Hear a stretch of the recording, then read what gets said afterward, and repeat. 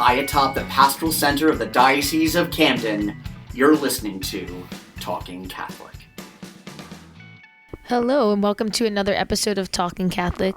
It's Kari and Janisse here, and I am back with my good friend Mike Walsh. Hello, Mike. The prodigal Kari and Janisse. I feel like it's been forever. I know, it has been. I'm glad to be back, though. I missed the mic. I missed recording. Every Monday I see them go up, and I'm like, oh, man, another podcast I'm not on. Yeah, but you have been crazy busy. Yeah. Not only have you been doing your usual Newman House stuff with Rowan Catholic Campus Ministry here in beautiful Glassboro, New Jersey, where we are recording this evening. That's right. We're recording at, once again, another late night Kari podcast. We will explain why, though. We will explain. But it's we're recording at 8:40 at night, and I've been up since 6 a.m., and I had to drive to the shore. I had to come back. Oh, it's been a day. Yeah, same. But I was at your alma mater today. You were at my alma mater. I could feel you walking through the halls, your spirit at Gloucester Catholic. That was probably my mom, but I hear you. She was there for 30 years, so wow. Her spirits. Of course, I just want to say something real quick, but before we get off the subject of Gloucester Catholic, and for all those listening. Well, actually, I was going to go into that. But okay. Yeah. The one thing I really got from that, I've been at Gloucester Catholic for quite some time. Early on in my youth ministry years, I did a lot of retreats there under certain priests that knew me well. They would pull me in, right? But it's been about a good 5-6 years since I've been around that school and in it. And the one thing that just kept coming up is the legacy. Like this one lady came in, she's like, I've been volunteering here for 30 years, and I went to school here. And then another person came in, my dad taught here, and now I teach here. And I just couldn't believe it. I was in Mass in the morning with Father Peter in the beautiful chapel there. And the two guys, oh yeah, we went to school here, and now we teach here. And they were like ready to retire guys. So I was like, that just kept coming up. And then even some of the teachers, younger teachers I know, went to school there, and then they I think it's awesome. That's an awesome thing about that school. That's actually one of the great selling points of Gloucester Catholic as an alumni myself, class of 1990. The people the people who go there and the people who love it there, it's a family. It really is. It is the most. So I get to visit all the high schools, right? And each of them has their own sort of unique characteristic. They do. They really do. I've been visiting them, and I've been picking that up. Yeah, but Gloucester Catholics has always been family. It is an incredibly tight-knit community, and they've had some difficult times. And that high school just keeps going and going and going because the people who went there love it, and they love sending their kids there generations after generations after generations. Weirdly, I'm not one of those generations. I know. I think it was because I was the first one. I think if my mom had gone there to school, but my mom was a public school kid, and my dad went to Sacred Heart in Vineland, but my mom was a teacher at Gloucester Catholic starting around 1980. Oh, cool. So you went for free? That may be the case. Yeah, yes. that's why you went. that was definitely how I got there. Yeah. And then, but I left it up to Jack and my son when it came time for him to pick a high school. We went to all the high schools. He got to see everything, and ultimately he chose a different one. But it was specifically because most of his friends were going to that one. I was like, you know what? I can't argue with that. But he gave them all a good look, and he liked them all. But I know a ton of kids out of his class, out of his 8th grade class, went to Gloucester Catholic, and I've met with all of them since then, and the reason they went there is because it felt like home. It's a slightly smaller school.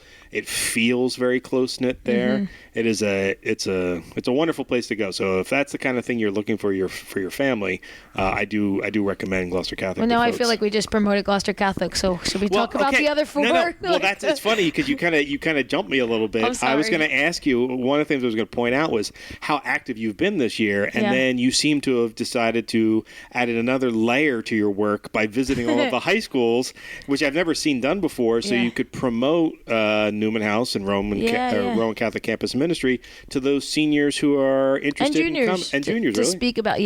Actually, I like to get to the juniors first because it helps them in their college search. Okay, so it's twofold why we've been going to these high schools. The first reason is promotion, right? Like if you're going to Rowan or Stockton's been joining us as well, sharing about campus ministry, what Rowan and Stockton have to offer. But in a general, broad stroke way, especially for the seniors who have already committed, they already know where they're going to school, we go there to share what is campus ministry? What are Newman houses? How can you find them? What are some of the other ministries that are offered in college, like SPO and Focus, and how can you be involved in them? And so just to give them an idea that your faith doesn't end here, but wherever you're going next, there's these next steps that you can take. And it's been very very fruitful. I have to say, it's been good.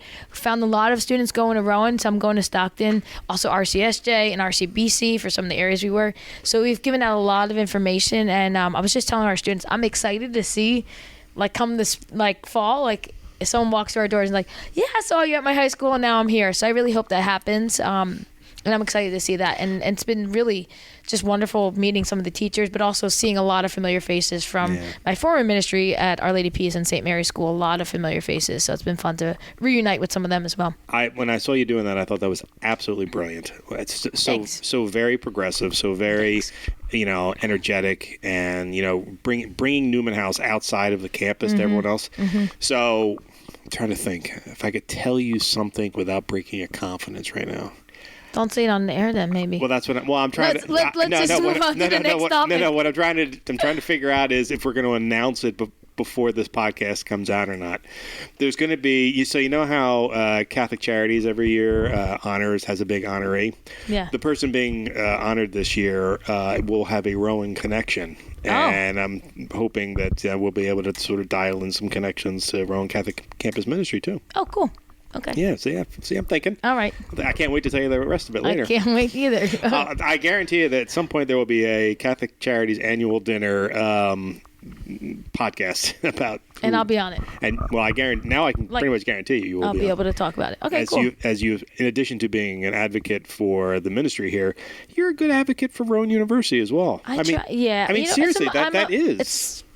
I'm alumni for me. What is it? Alumni. What's the female one? I always say it wrong. You're an alumna. Alumna. Yeah, you're an alumna. These Latin words. Yeah. Alumna. I always was saying alumni, and then I found out that was wrong.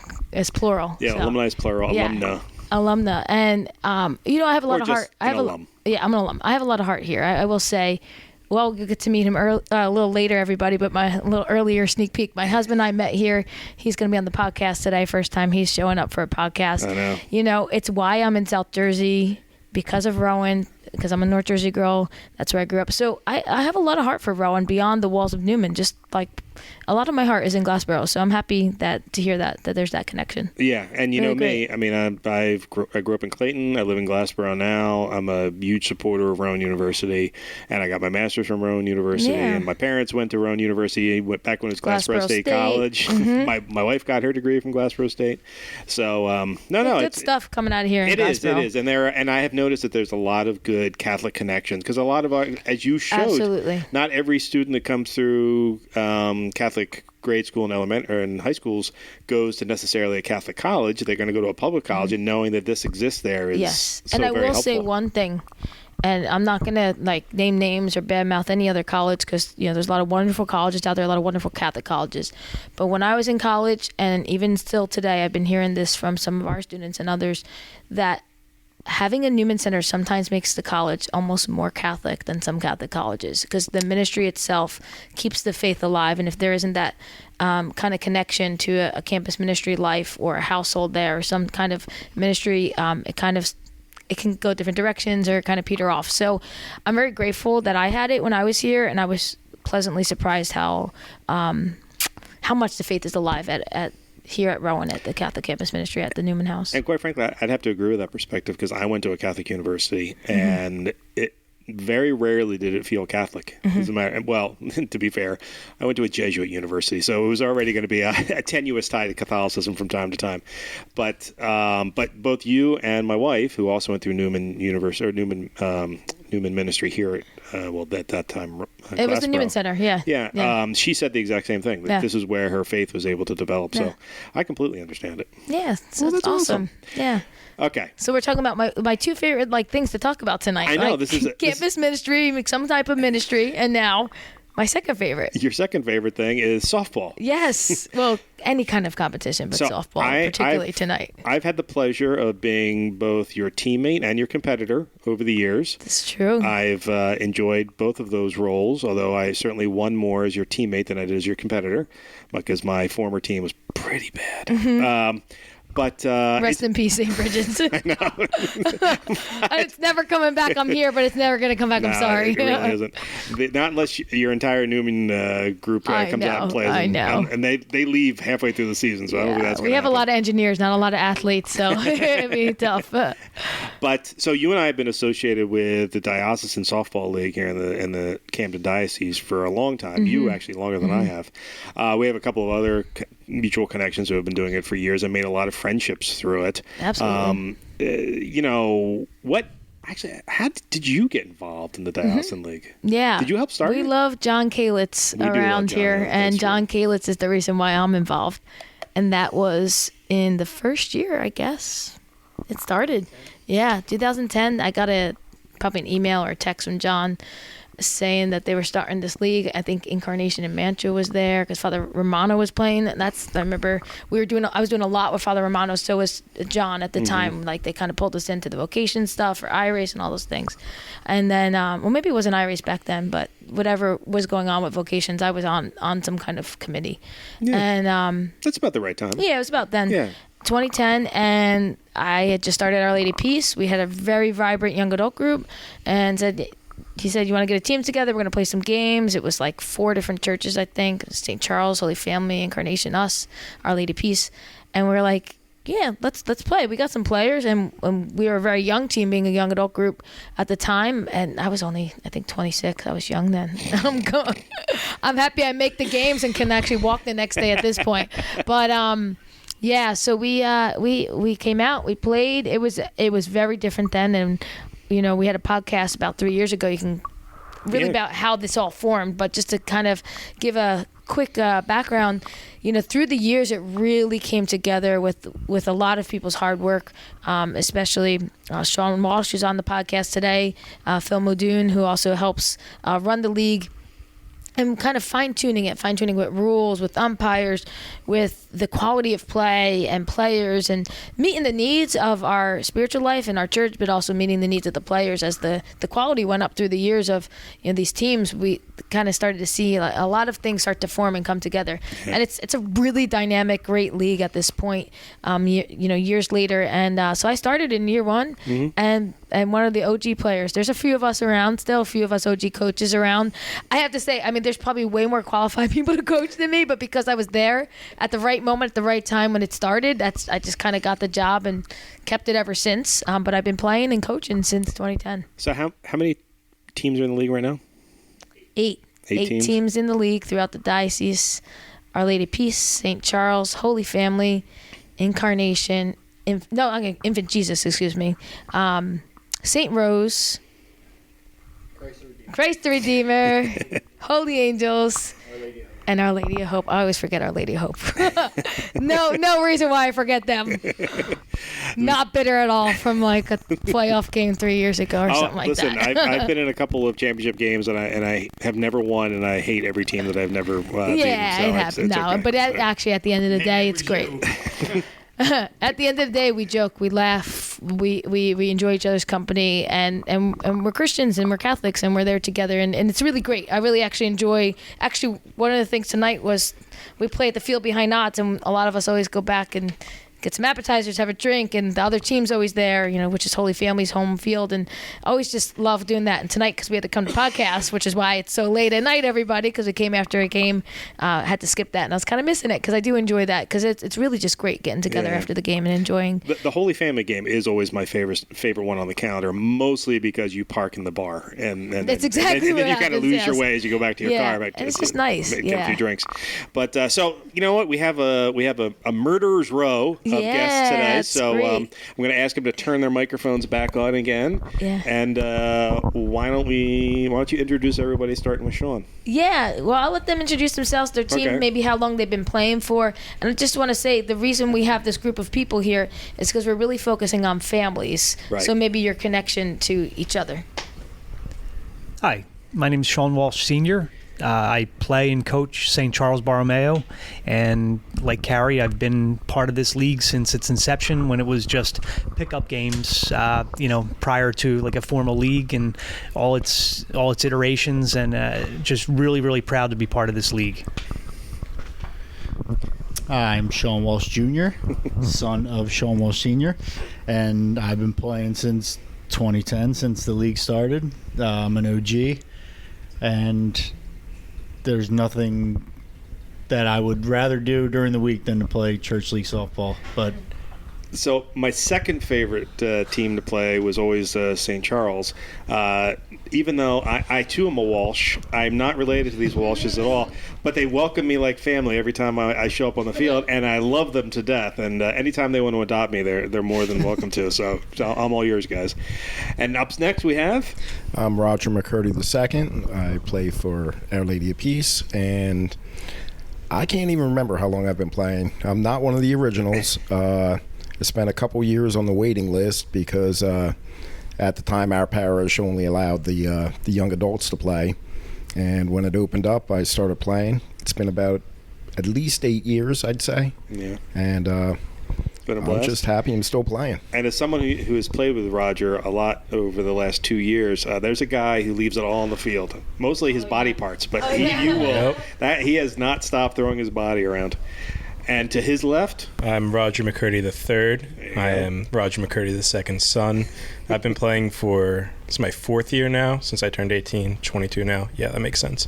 There you go. Yeah, so Our Lady of Peace as well.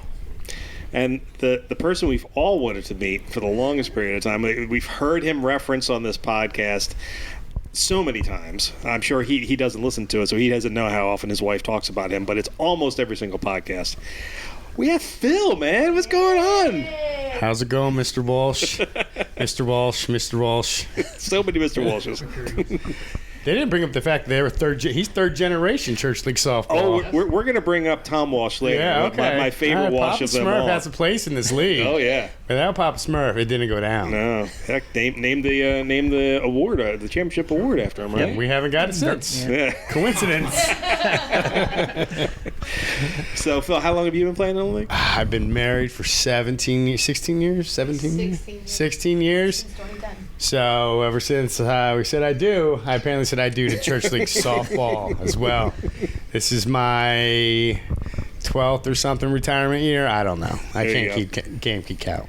That's the thing I love about softball is people just keep coming and coming and coming and coming, and you'll play for years and years and years. And I'm gonna. No, that's not gonna happen here. Oh, well, see, here's the problem is, so you won't be able to tell because this is an audio podcast. Everyone sounds very, very youthful and energetic, but there's at least 3 of us currently sitting right here who have definitely hit over 50 years old, maybe significantly over 50 years old, and are still playing. And annoyingly, Shaun Walsh is still playing at a high level, which is really irritating for someone who's about my age, because I can no longer play at that level. I'm playing on one leg. How do you keep it up for so long, Shaun? My legs will tell a different story, but it's the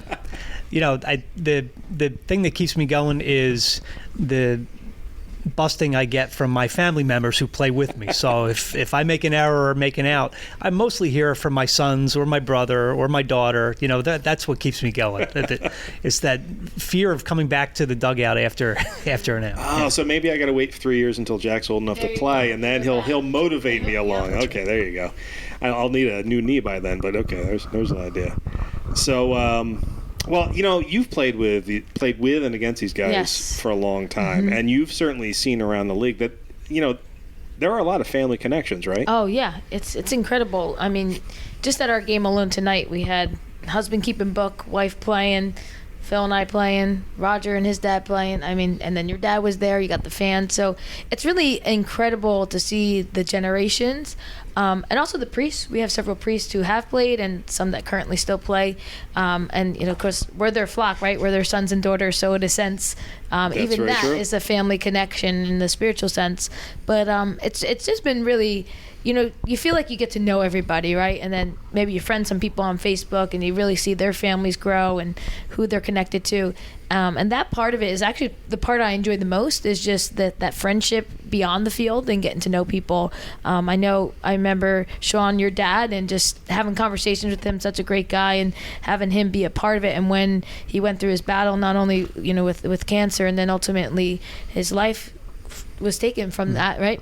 I remember just feeling so sad because we lost this guy that we knew so well. All of us wore these bracelets, in his honor, just because we were all fighting with him. And I think that is really what it's about. As competitive as I am, walking off the field and losing and giving 5 at the end of the day, those are the feelings that I have that remain really the most, is those bonds that have been connected. And then I'll see people outside, you run into them in church or somewhere else, and wherever it might be, at diocesan congress or something, and you're like, wow, these are the people that I was on the field with, and now we're praying together. And I think that's pretty awesome as well, and can speak to that. That is pretty awesome, though. Yeah. The only downside of what you're saying is, and this has happened to me a couple times in the last year, I'll be on the job in some church somewhere and someone will come up and say hi to me, and I will have to fake my way through the conversation, and then I'll be like, oh, I think I played softball either with that guy or against that guy. Yeah. I need these people to start wearing their, because I don't recognize anybody without the jersey. It's a different look outside. It is. And I would especially say for the girls, because a lot of times we don't have our makeup on. Or I come from work a lot, so a lot of times I have makeup on. But some of these girls, you see them outside, oh my gosh, you look so different. I didn't recognize you. But yeah, I think it's specifically, when I say Shaun, you have your daughters, your sons, your brother, your dad. I mean, you are the epitome of the family softball man. So I'd like to hear a little bit more from you in that connection as well. No, well, as you said, it all started with my dad. My dad getting our team together back in 2010, getting us out, allowing us all to play. And I'll tell you this quick story. Yeah. First or second year, I'm up to bat. My dad's at third, my brother's at second, and my son's at first base. And I just took a moment to say that was amazing to me. It still gives me goosebumps. You never really, how many times would you get to play softball with your dad? And to have 3 generations out there was great. But our team is made up. I was counting today. I've got 3 fathers and sons. I've got a husband and wife. I've got a father-daughter just out there, and brothers playing. 2 sets of brothers out there playing. It's really good stuff. But I can count every team in the league has at least a father-son or a husband-wife or father-daughter. I think Holy Family has 2 father-daughters out there playing, which is a great thing. It's great to see. Yeah, I think even Our Lady of Hope, somebody got engaged on the team too. Last year, I remember seeing that on Facebook. So we even got an engaged couple now. I love that. That's wonderful. Yeah. So we've been talking about this for a while, and you and I talked about it 3 years ago.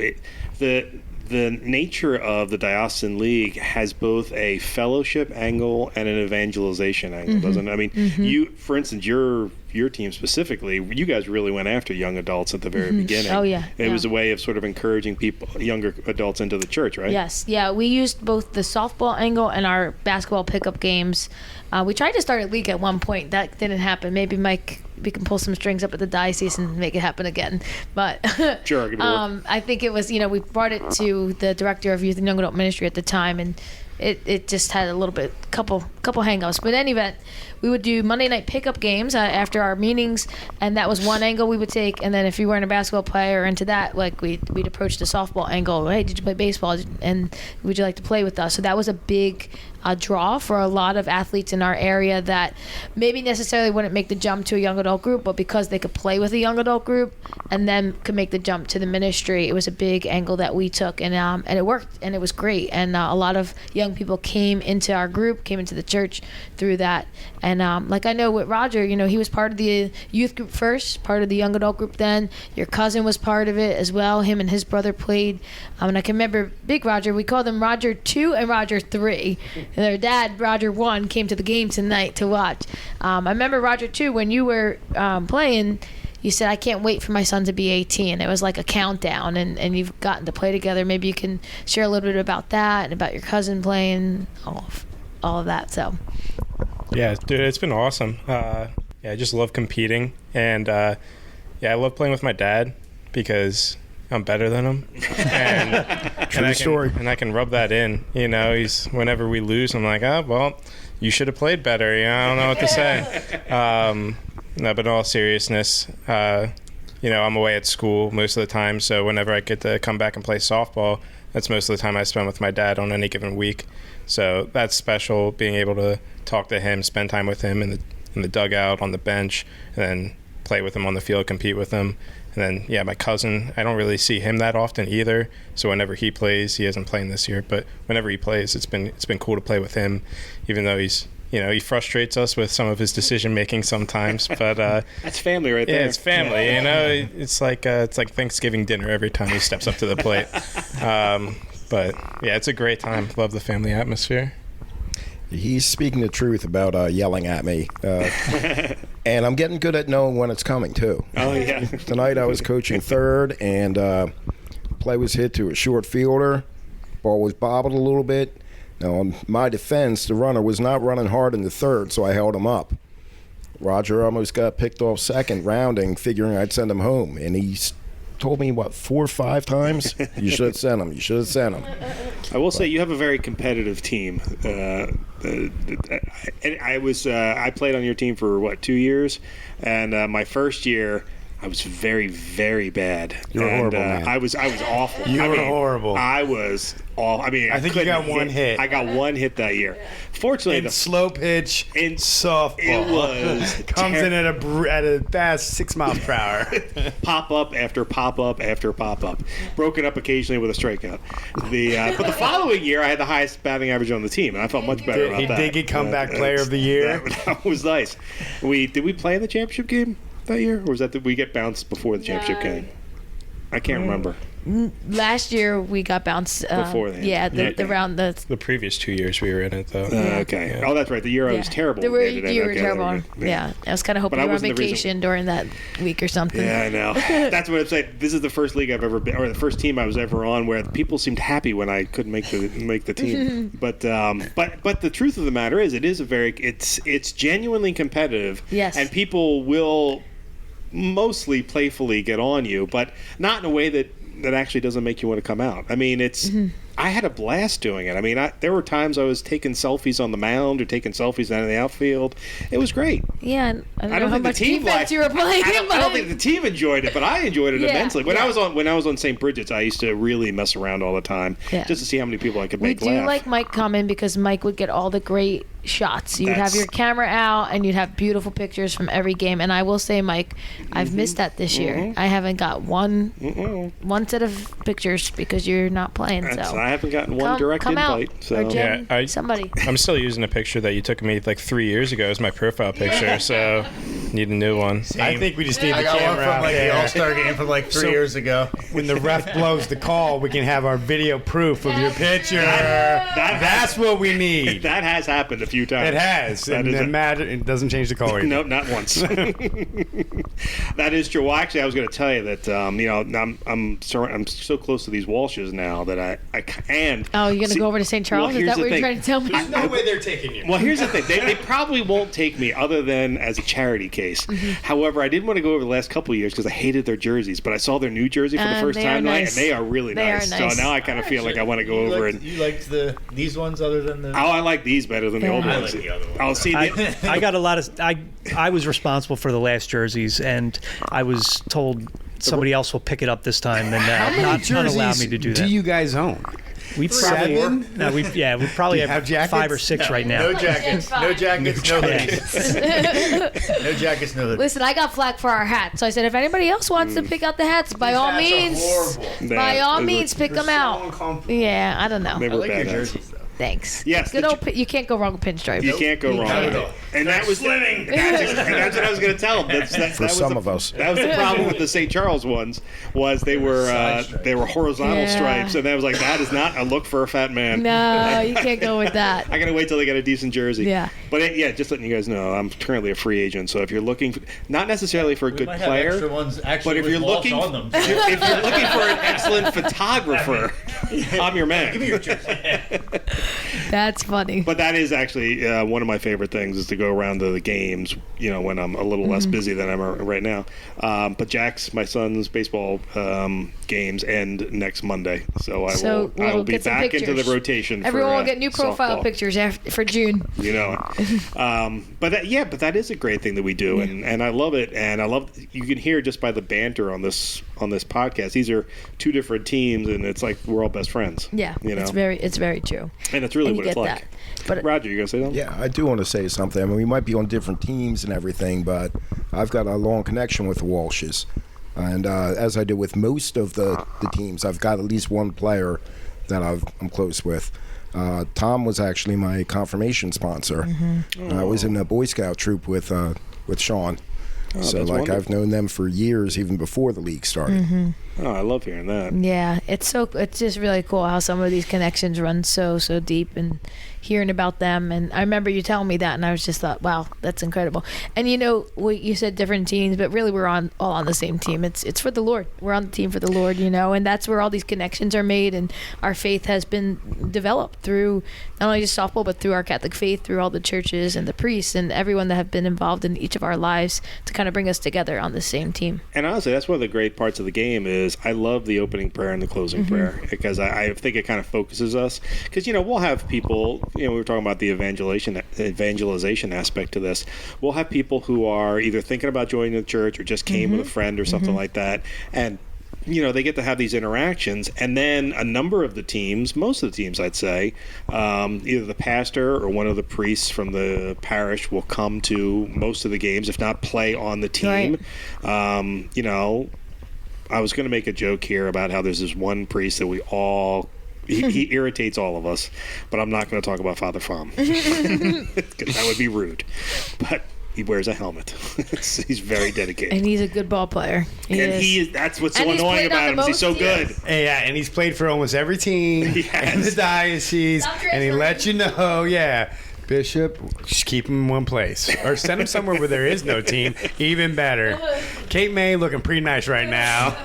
I'm friendly with the vicar for clergy, so I think I'm going to pay him off. There you go. We will all be happy for it. But no, that sense of spirituality, I really do think permeates it. Even though, we're playing softball and we're having a good time and we're ribbing each other and stuff like that. Unless we're all going after the ump, it's all done with joy. And occasionally it's going after the ump with joy. Yeah, it's true. And I will say, too, someone gets a good hit, someone makes a good play, everyone on both sides are, cheering them on. And I think that's really a special aspect as well. You don't get that on, Sunday leagues and men's leagues and co-ed leagues. You don't get that. You get that, though, in our church league. And I like that because, I know, playing I'm 41 and playing like that. I'm not in it to be some star athlete. I'm in it for the fun, for the little competitiveness, for the fellowship. But when, someone says, hey, great grab, Kari, or, good hit, Kari, even if somebody caught it, if it was a line drive or something, it feels, it's nice, and you don't get that anywhere else. But what have you never heard? Great throw, Kari. Hey, I've made some good throws. Kari is the only person who throws from second to first a knuckleball. You haven't seen me this year. I haven't. I have. It's still the same, right? Still knuckleballs, isn't it? I didn't make any bad throws yet. I haven't made any bad plays yet. Monday always follows Sunday, and you can't throw from second to first. This is what happened. This is why we only have one mic between us. I'm glad that he doesn't have a mic.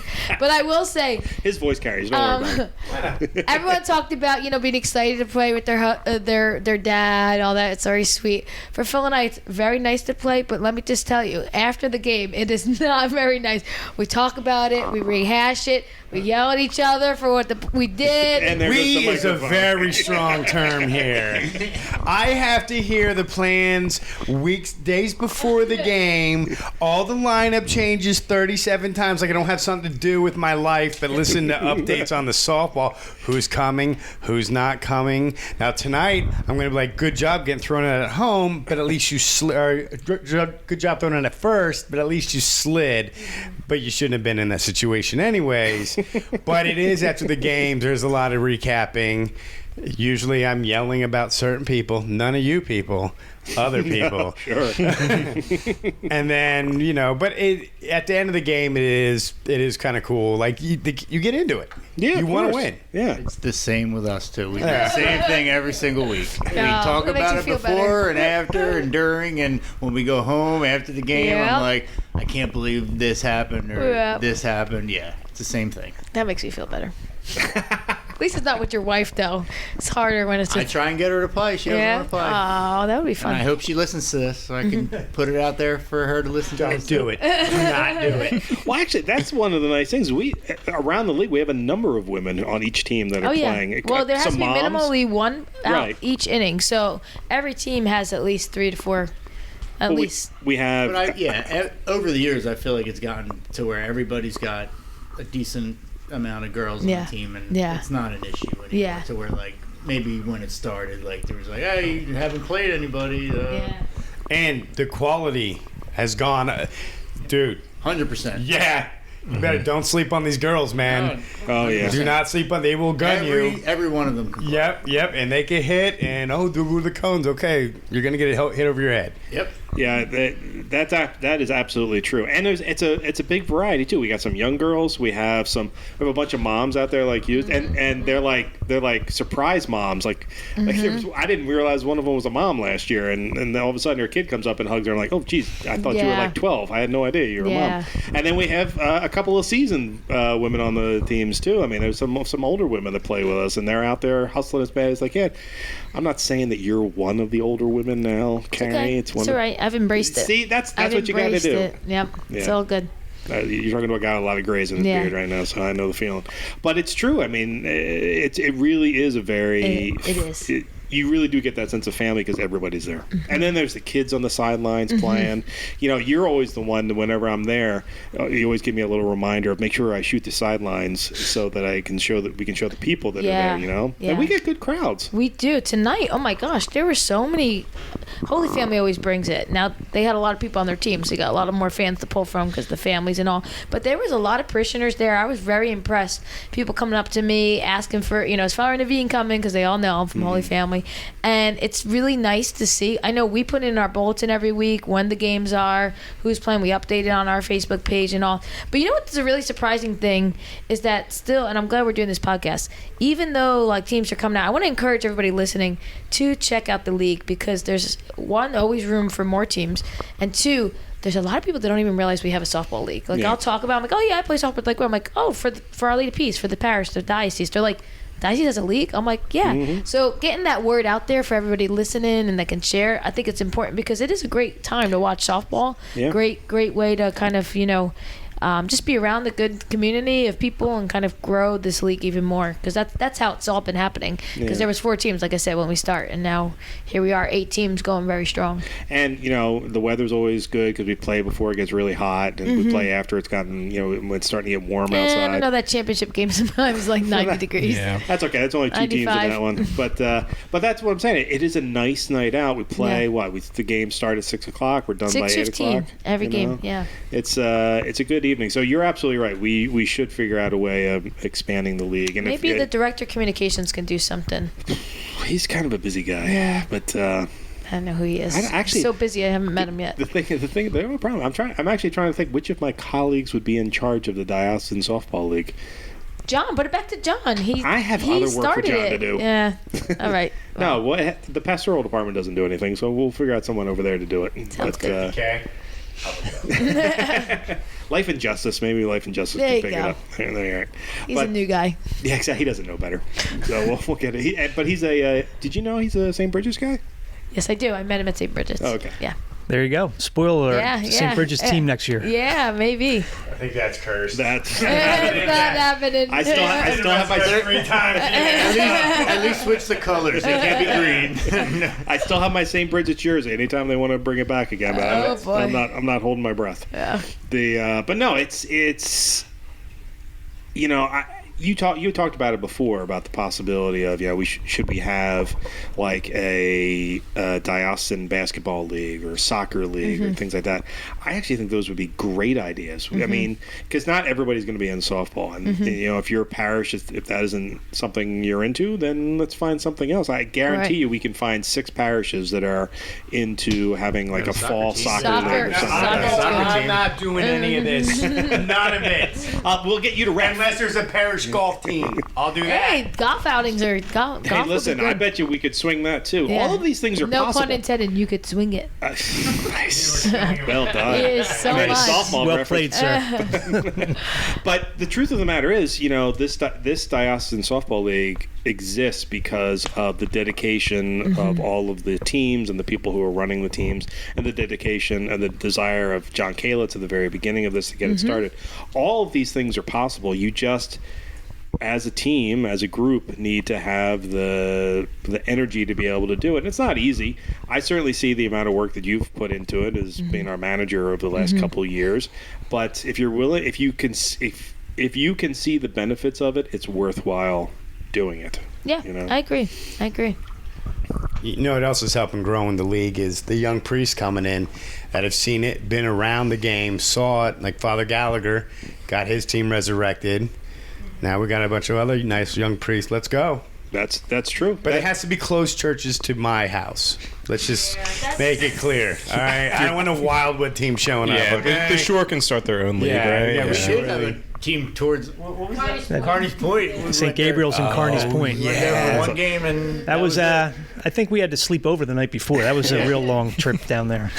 Well, it's like National League and American League. We'll have the Cape May League, and we'll have the. It's funny you should say this because I was in Cape May at Wildwood Catholic doing a retreat on Friday, and I was there and I was talking about the league, and they had no clue we had a league. They were one of the people that had no clue we had a league, and I said, "Well, we probably wouldn't ever play you guys anyway because it is a hike." And I was referencing the Carney's Point game, and it's just kind of funny that you're mentioning that now because I just had this conversation on Friday, and I said, "Well, you can start one around here, maybe with Ocean City and Lake Harbor Township, and do your own league." The summer before the pandemic hit, the Hispanic ministry remember they did a soccer tournament, and it was a huge amazing. success. It was amazing. Yeah, did it on St. Augustine. Had I don't know 8 teams come out and compete.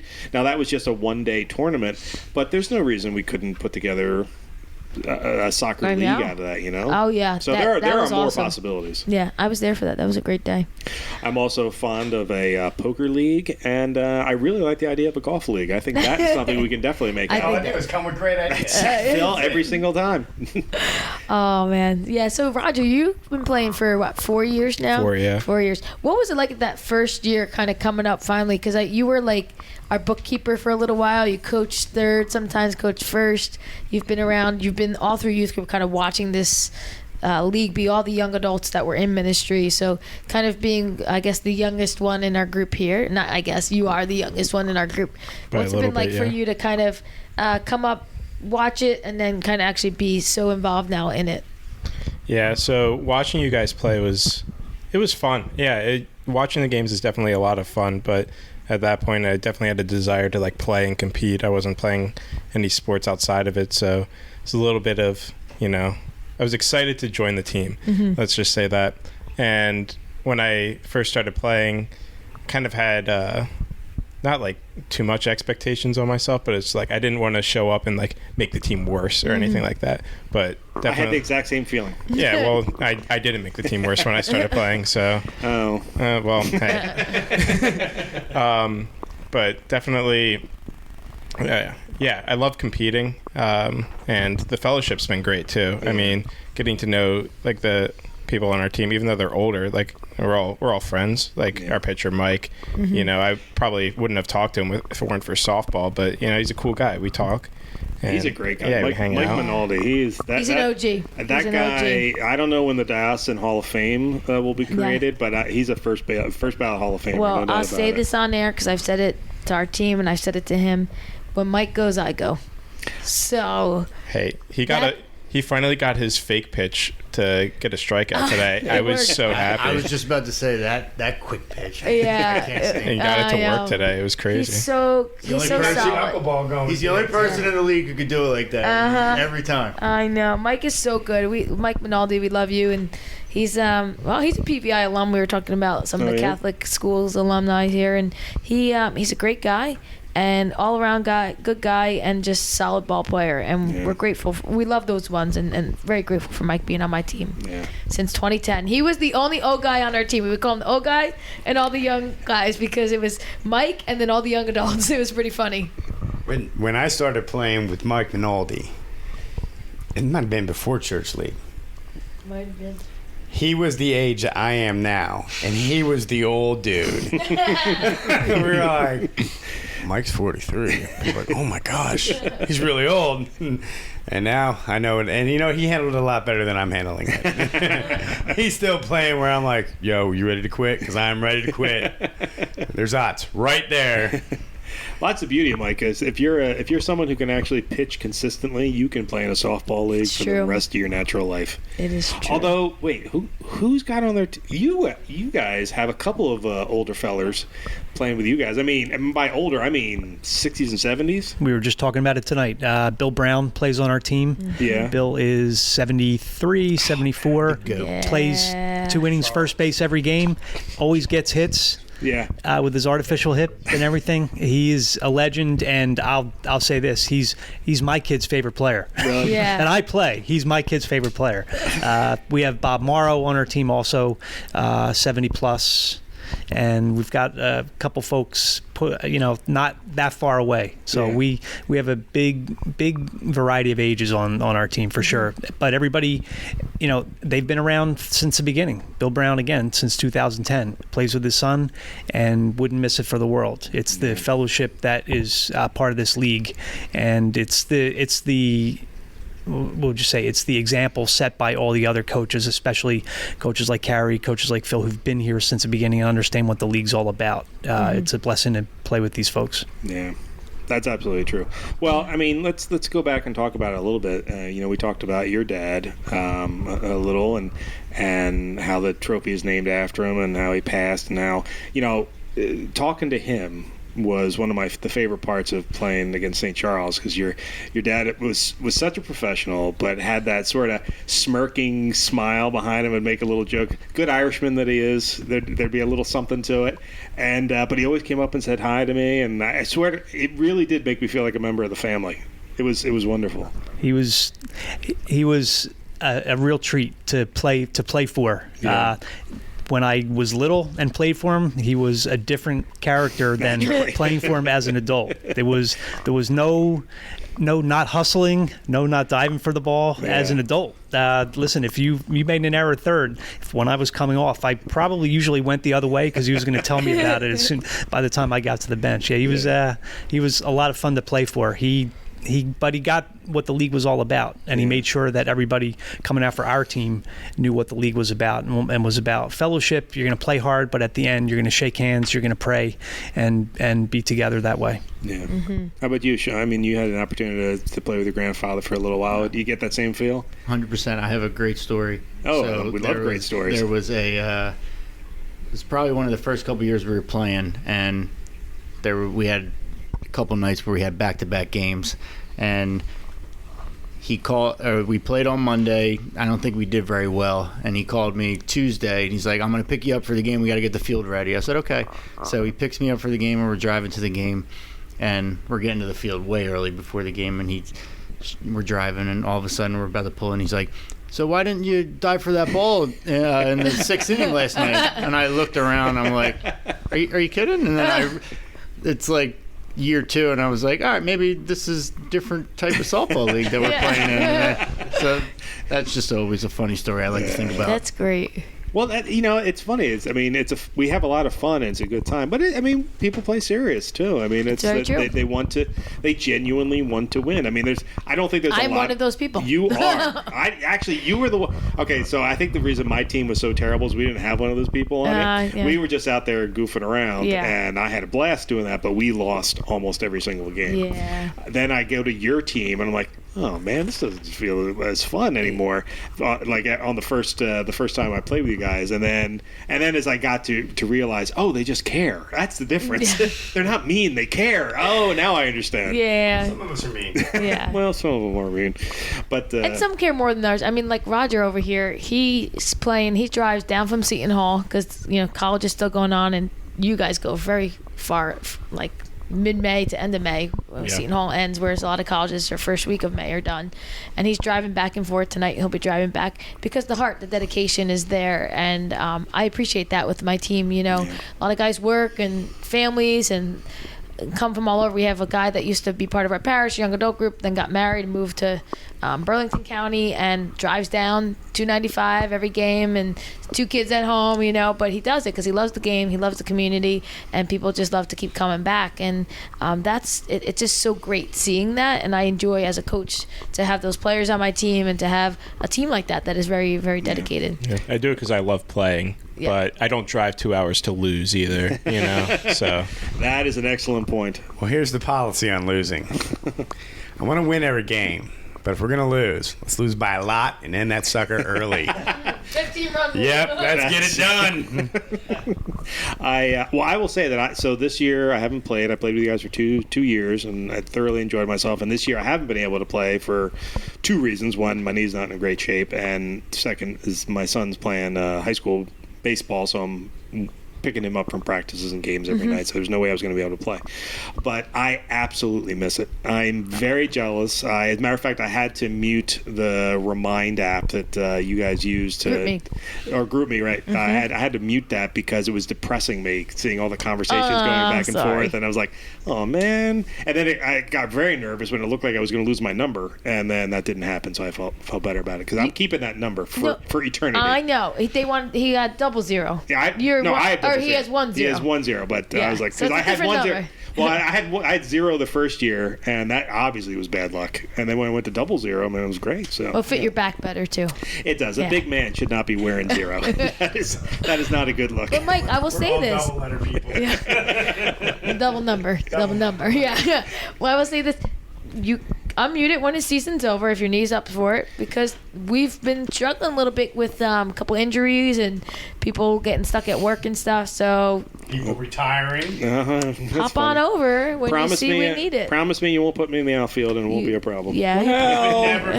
Did we do that? Yeah, right last year. field, yeah, last year I had to go to right field a couple times. Yeah. And I don't know who was hurt, but I had to go out there. I was like, you probably did. You probably did actually. Oh, my back. And all I kept thinking was, oh man, please do not hit the ball to me because I'm not going to be able to move more than 5 feet. Yeah. But it was because I was tag teaming with Roger on first base last year, and that was a blast. Yeah. I had a great time doing that. Although I wouldn't mind playing a little second base, I'll be honest with you. Hey, that's not an option.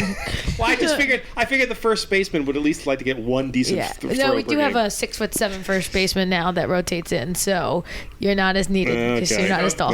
Pros don't still go to Yeah. Well, that's it. He need the extra wingspan for catching Kari's throws. Is that the guy, the lefty? Yeah. He almost broke my hand last week. Yeah. Oh, really? First base. He hit a line drive off my palm, and I thought my hand I remember was that broken. happened. Yeah. Yeah, I remember that. He's got a. Yeah, he's good. He played for Gloucester Catholic also. Look at this conversation wrapping back around. Oh, look at that. Gloucester Catholics all throughout this. I got to get a little kickback from those guys. Yeah. Actually, I just found out they invite, because I am a I can't believe I'm about to say this, because I'm considered a dignitary in the diocese. I was invited back. I know, it makes me laugh too. I was invited back to walk in the that's really commencement cool. ceremonies. Are you going? Yeah, I am actually. It was funny. They invited my mom to do it too, so we were going to go together. That's but very sweet. her health is a little suspect right now, so she's not going to be able to do it. Oh, but very nice. I'll be carrying the Walsh name and walking down Gloucester Catholic. Very cool. Do you wear like the thing and everything? Yeah. Wow. It's been sitting in I've had mine since 2011, so it's been sitting Regalia, in the closet. right? My regalia, yeah. So I get to wear my master's degree regalia. Matter of fact, I had to try it on the other day because they said, well, we'll order you one if you don't have one. And master's degree regalia has this weird sort of loopy thing that comes out from the bottom of the sleeve. It's completely ridiculous looking. Anyway, I tried it on, and inadvertently I put my hand down into it, and when I go into that little pouch at the bottom, there was a bunch of tissues from 13 years ago. Apparently I was worried about crying or sneezing, one or the other, during my graduation. It was probably allergy season. Yeah, it was. It was definitely not going to be crying. Yeah, that's funny. There's some old tissues. It's some old and what did I do with them? I put them right back because You're ready. That's right, man. But no, it's so yeah. Gloucester Catholic is great. The Diocesan League is spectacular. I would hope that if any other parishes or any other dioceses are listening, we talk about best practices on this podcast a lot, and I think we've done 2 episodes on this. And each time we've done the episode, it reaffirms the value of this softball league in particular, but fellowship activities that exist that are inter-parish activities where you can really get with each other. I mean, you talked about it earlier, you went out to all the different high schools over the past couple of weeks. That kind of stuff matters. You really have to be willing to do it, put the time aside to do it, and you will reap benefits for it. Agreed.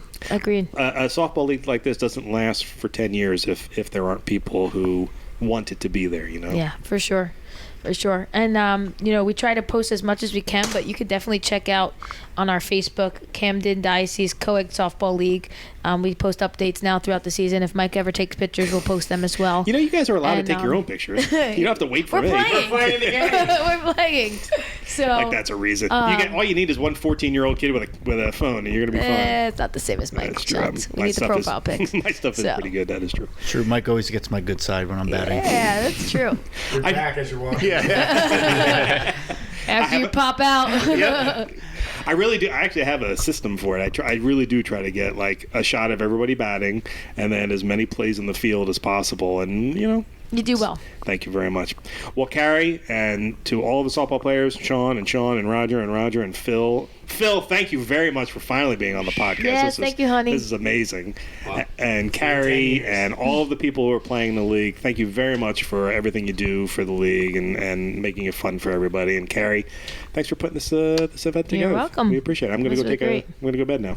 Yes. Thank you for having us. Yep, thanks. Yeah, thank Happy you. to be here. You're welcome. You're welcome. All right. Thanks a lot, guys. And to our listeners, we'll catch up again with you next year. Oh, geez. Next week. I'm actually going to edit this at the very end. And to all of our listeners, thank you very much for listening, and we'll be back next week. See you, everybody. God bless.